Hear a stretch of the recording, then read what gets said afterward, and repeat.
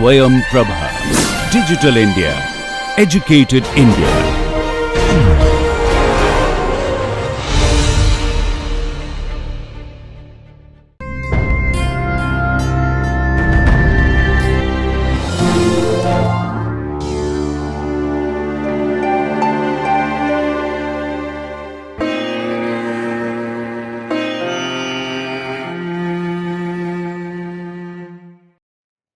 Welcome dear students. This is a video of the subject of education for the course of Bachelor's in Education, and the paper which is being covered is Child Development and Learning.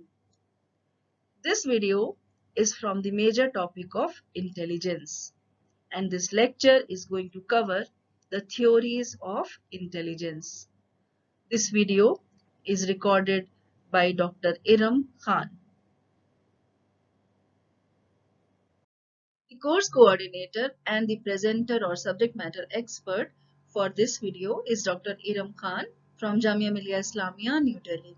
And the academic expert or reviewer for this video is Professor Jasim Ahmed from Jamia Millia Islamia, New Delhi. This video is produced under the project DTH Swayam Prabha channels of MHRD, New Delhi.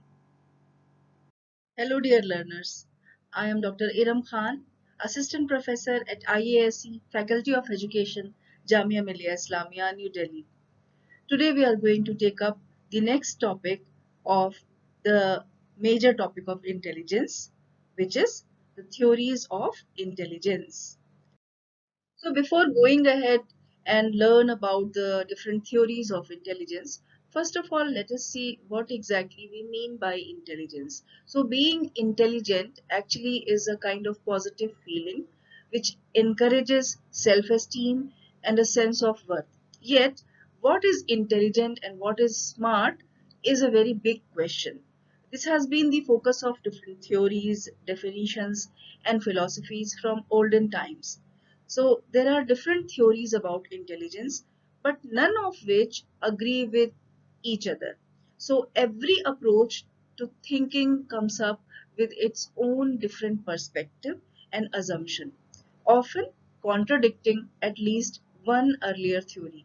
So in today's discussion, we will try to discuss few of the very popular theories of intelligence. So broadly, we can make a classification of theories of intelligence into two types. So what are those two types? The first one is the factor theories, and the second classification can be the cognitive theories. So under the factor theories, we are going to discuss in brief about the unitary theory, then the anarchic theory or multi-factor theory, then Spearman's two-factor theory, then there is Thurston's group factor theory, then Thompson's sampling theory, Vernon's hierarchical theory, Guilford's theory involving the model of intellect. So these will be discussed in brief under the category of factor theories. And under the category of cognitive theories, we will be discussing in brief about the Cattell's and Horn's theory of intelligence, then Sternberg's theory of information processing, and Howard Gardner's theory of multiple intelligences. So we will just go ahead and see that what exactly all these theories are all about. The first theory which we are going to discuss here is the one factor or unifactor theory. It reduces all abilities to a single capacity of general intelligence or common sense. This would imply that they are all perfectly correlated and would make no allowance for the unevenness of people. That is, the abilities along different lines, since it goes against the common observation that an individual does possess different levels of different abilities and does not shine equally in all directions. So it has no ground to stand and it stands rejected. So this theory, which is the first theory which we have discussed, we have seen that because of those aspects which are not in consonance with the in general intelligence or common sense theory, we make it stand rejected. So now let us see the next theory, which is the anarchic theory or multi-factor theory, which was given by E.L. Thorndike. Thorndike believed that there was nothing like general ability. Each mental activity requires an aggregate of different set of abilities. This theory considers intelligence a combination of numerous separate elements or factors, each one being a minute element of an ability. Then we have got the next theory, because E.L. Thorndike's theory was also not regarded as the best theory. It was also criticized, and it was not even selected by most of those people. So then came the Spearman's two-factor theory. It was developed in 1904 by an English psychologist named Charles Spearman, who proposed that intellectual abilities were comprised of two factors. First one is the general ability or common ability, which he denoted as the G factor, and the other a group of specific abilities known as the S factor. So G factor is universal inborn ability. Greater G in an individual leads to greater success in life. S factor is acquired from the environment. It varies from activity to activity in the same individual. This theory was criticized on many grounds, and it was also not acceptable on so many grounds. Then came the next theory, which is Thurston's theory. Thurston's theory is also known as the primary mental abilities or group factor theory. It states that intelligent activities are not an expression of innumerable, highly specific factors, nor is the expression primarily of a general factor that pervades all mental activities. It is the essence of intelligence. Certain mental operations have in common a primary factor that gives them psychological and functional unity and that differentiates them from other mental operations. These mental operations then constitute a group. A second group of mental operation has its own unifying primary factor, and so on. So we can say that, in other words, there are a number of groups of mental abilities, each of which has its own primary factor, giving the group a functional unity or cohesiveness. Each of these primary factors is said to be relatively independent of the other. So there are a number of groups of mental abilities, each of which has its own primary factor. Thurston and his associates have differentiated 9 different factors. We are just going to discuss all these 9 factors. So the first factor is the verbal factor, or V, which is concerned with comprehension of verbal relations, words and ideas. Then the next one is spatial factor, or S. It is involved in any task in which the subject manipulates an object imaginatively in space. Then the third factor, which is numerical factor, or N. It is an ability to do numerical calculations rapidly and accurately. Then the fourth factor is the memory factor, or M, which is involved in the ability to memorize quickly. Then we have got the fifth factor, which is word fluency factor, or W. It is involved whenever the subject is asked to think of the isolated words at a rapid rate.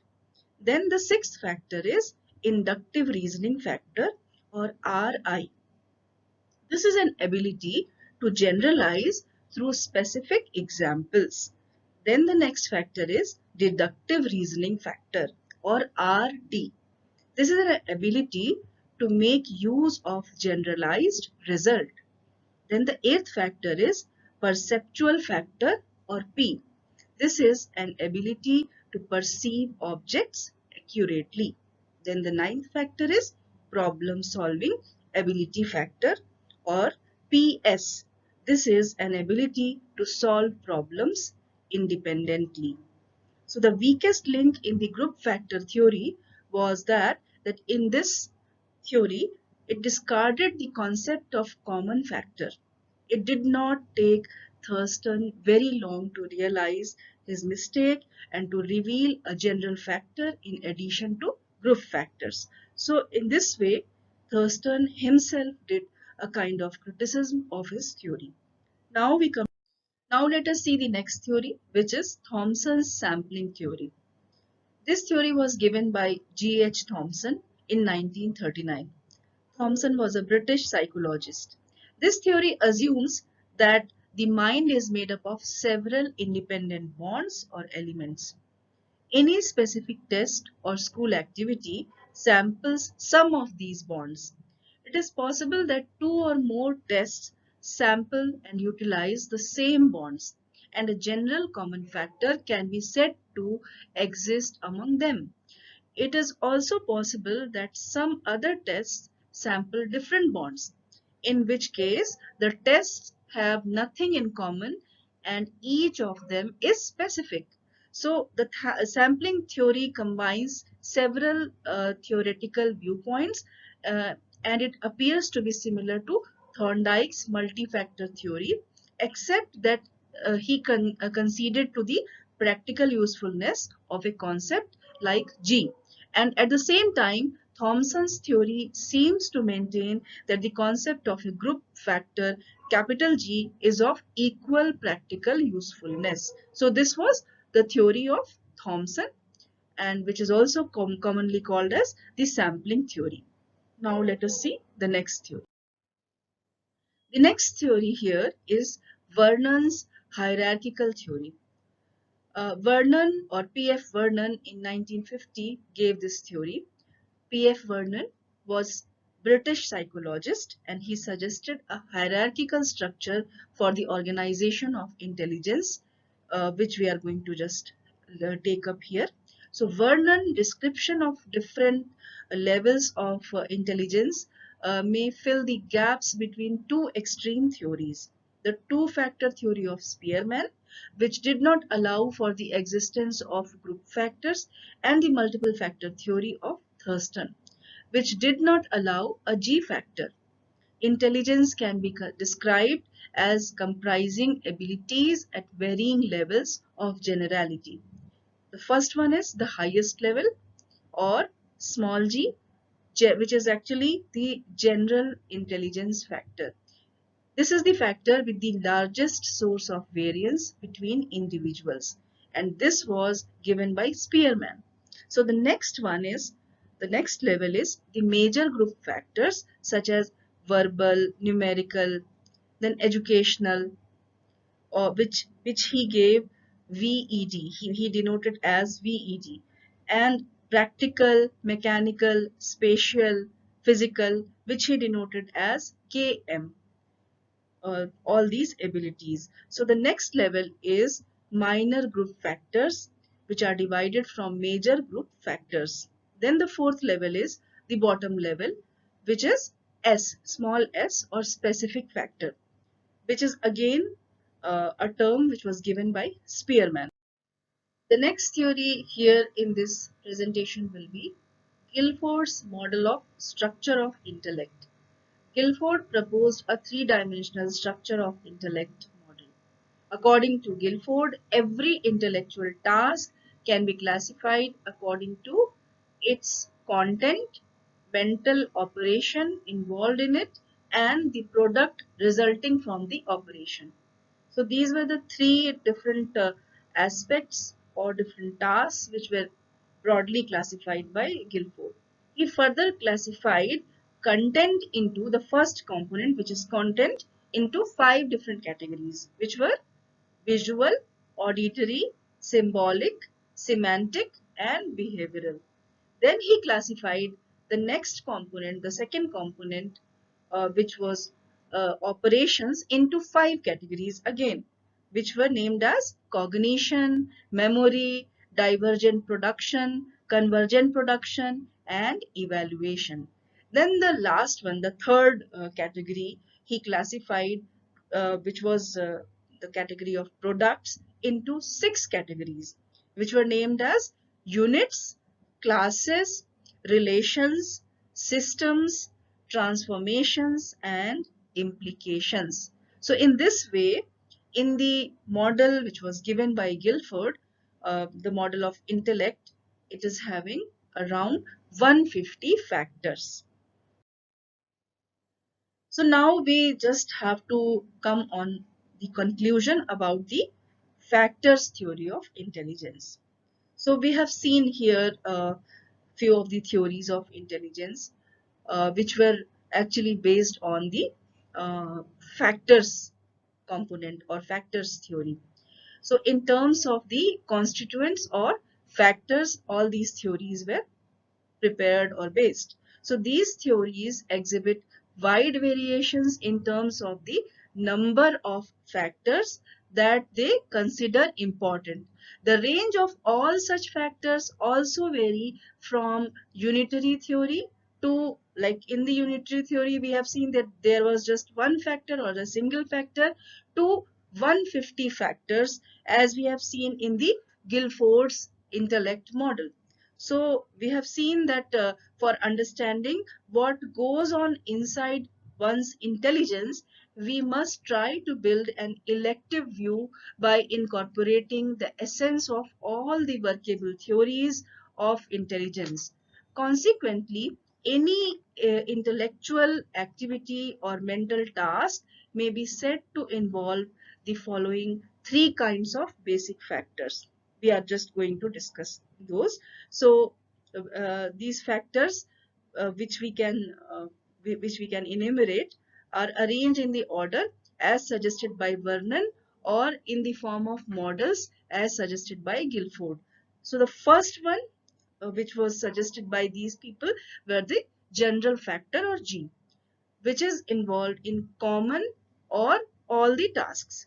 Then the next factor was the specific factor, which is or which can be denoted as small s, which is related to small s, and few of the times they also denote it with capital S. It is related with the specific uh, type of tasks. Then the group factor. The group factor, which is denoted by capital G, it is the common to the task belonging to a specific group. So this was all about the factors theory of intelligence. Now let us go ahead and see the next category. The next category is the cognitive theories of intelligence. So apart from the theories of intelligence which actually are grouped under the factor theory of intelligence, different psychologists have also propagated a number of theories explaining the mechanism of human intellect grouped as cognitive theories of intelligence. So we are just going to present a few of those theories and few of them will be discussed, and there is a theory of Howard Gardner which is in this category, which we are going to discuss in detail in a separate lecture. So we are going to discuss in this lecture the theory of Cattell and Horn, then the Sternberg's information processing theory, and also in brief Howard Gardner's theory of multiple intelligence. So the first theory which is to be discussed is Cattell and Horn's fluid and crystallized theory. The fluid aspect of this theory says that intelligence is a basic capacity due to genetic potentiality, while this is affected by the past and new experiences. The crystallized theory is a capacity resultant of experiences, learning, and environment. Then the next theory in this cognitive theories category is the Sternberg's triarchic theory or information processing theory of intelligence.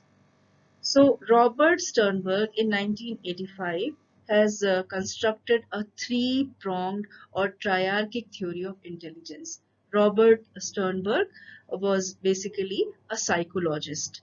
So the three types are, when this triarchic theory of intelligence was given by him, he said that the construction of the intelligence comprises of three types. And what are those three types? They are analytical intelligence, creative intelligence, and practical intelligence. Let us see what are those terms, those terms mean. So the first one is analytical intelligence. Analytical intelligence is what we generally think of as academic ability. It enables us to solve problems and to acquire new knowledge. Problem-solving skill include encoding information or combining and comparing pieces of information and generating a solution. The next one is creative intelligence. Creative intelligence is defined by the abilities to cope with novel situations and to profit from experience.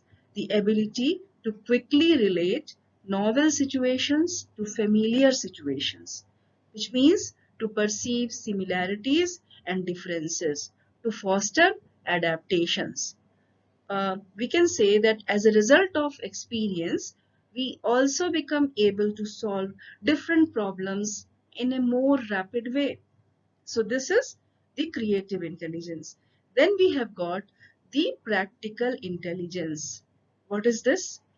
Practical intelligence can be a type of intelligence which can be seen in all those street smart people, those people who are called as more practical people in our general life. So this particular type of intelligence enable people to adapt to the demands of their environment in doing day-to-day work.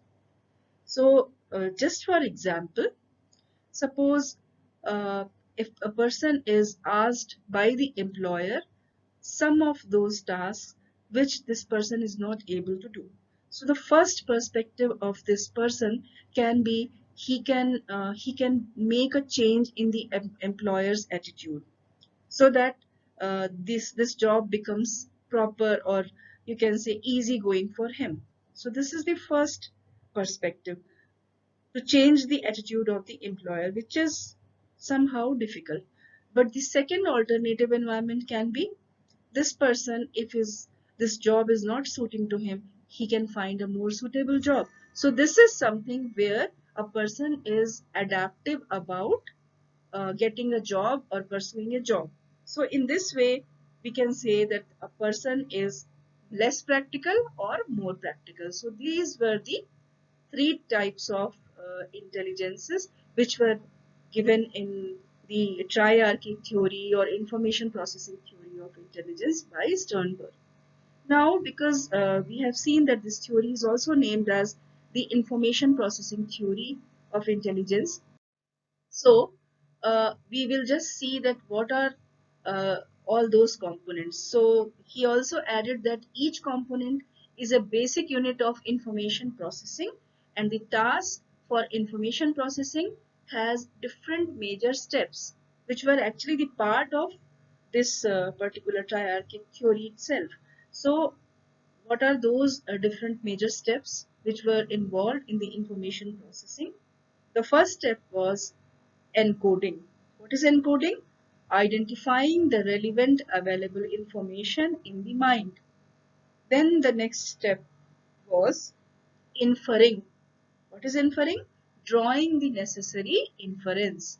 Then the next step is mapping, which means establishing the relationship between a previous situation and the present one. Then the next step is application. What is this? Applying the inferred relationship. Then we have got justification. Justification is to justify or making a justification, or to make the justification and analyzing the solution of the problem. Then the next step is response. What is response? Response is basically providing the best possible solution.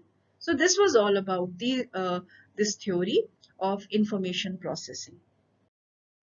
Now the next theory is Gardner's theory of multiple intelligences. I have earlier also mentioned that this theory is detailed in another lecture, and all those things which are mentioned by Howard Gardner. is detailed in that lecture very properly, but we will just go ahead and see that what exactly is given in this theory in very much brief.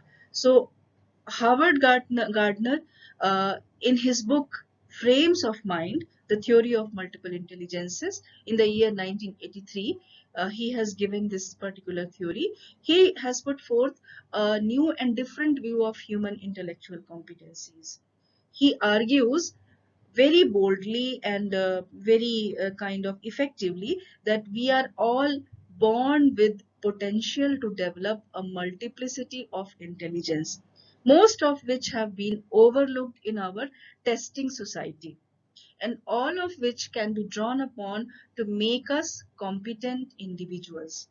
The potential for musical accomplishments, bodily mastery, and spatial reasoning, and, and the capacities to understand ourselves as well as others are the multiple forms of intelligence that we must add to the conventional and typical tested logical and linguistic skills, which are long called by many of our society guys as the intelligence quotient.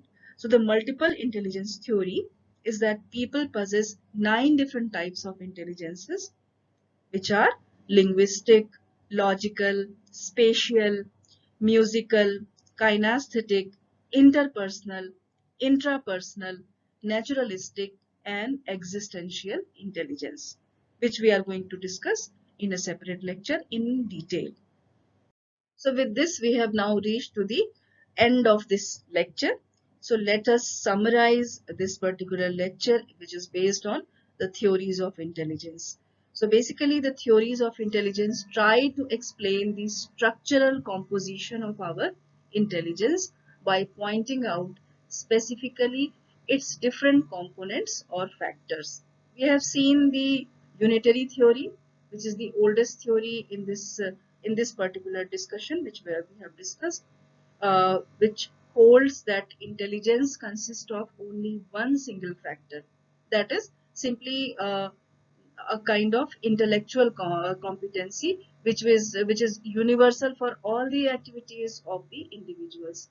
So contrary to this, we have seen the multi-factor theory, which insists that a person's intelligence consists of numerous separate elements or factors, each one being a minute part or a basic component of an intellectual activity.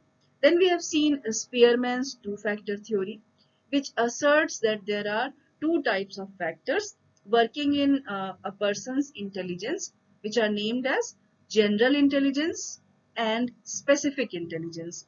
Then we have seen the group factor theory, which advocates that our intelligence or our intellectual activities can be categorized into certain specific groups, and each of these groups is governed by a special type of intelligence, or a special type of component, which is known as group factor.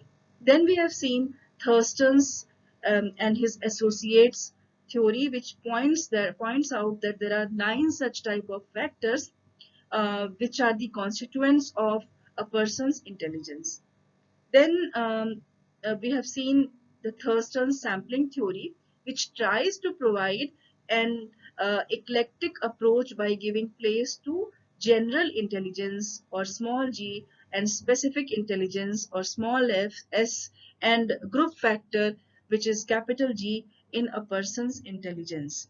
We have seen Vernon's hierarchical theory, which was actually putting forward a hierarchical structure for explaining the structural composition of a person's intelligence in the shape of a factor, which is G, and it represents an overall intelligence of an individual branching into 2 major groups or group factors and various specific factors. Then we have seen Guilford's theory, which was given by Guilford, and it provides us a model of intellect involving 3 interrelated basic parameters, which were operations, then the content, and the product. and it explains the structural composition of human intelligence. It also says that there are 150 factors which are responsible for the human intelligence. Then we have seen the other theories which can be denoted as the cognitive theories of intelligence, and we have seen Cattell and Horn's theory of intelligence, Sternberg's information processing theory, and Gardner's theory of multiple intelligences, which describe the mechanism of human intellect in this human intellect in terms of certain fundamental cognitive processes. In this particular regard, we can say that Cattell's and Horn's theory of intelligence states that intelligence is made up of two types of basic intelligent factors, or two types of intelligence are there. The first one is fluid intelligence, and the second one is crystallized intelligence. The other theory, designated as Sternberg's information processing theory of intelligence, makes use of the information processing approach for explaining the individual's cognitive or problem-solving behavior. It outlines our mental functioning as definite steps explaining what we do with information from the time we perceive that information till the time we finish using it to solve our problems. Then, in brief, we just have discussed the Gardner's theory of multiple intelligence, which challenges the notion of general intelligence, on which most current models of intelligence testing are based. It actually defines intelligence as a set of abilities, talents, or mental skills that permit an individual to solve problems, or actually make all those products that are different consequences in a particular cultural setting. So this theory, while providing a very comprehensive view of the human cognitive structure, believes that there are 9 types of intelligences, and they range from linguistic to logical, mathematical, to interpersonal, intrapersonal, kinesthetic, then naturalist, and then existential, and all those. So all these were the part of the multiple intelligences, and we are going to discuss this in detail. I hope that this discussion would be useful for you all, and I'll see you all in another discussion later on. Thank you so much. Dear students, you are watching a video on the major topic of intelligence, and this lecture covered the theories of intelligence. This video lecture was recorded by faculty at home during the national lockdown period for COVID-19 pandemic using minimal technical resources. Technical errors, if any, are unintentional and may please be ignored. For any queries with regard to this lecture or broadcast, kindly send your email to techsupport@dth.ac.in. Thank you so much.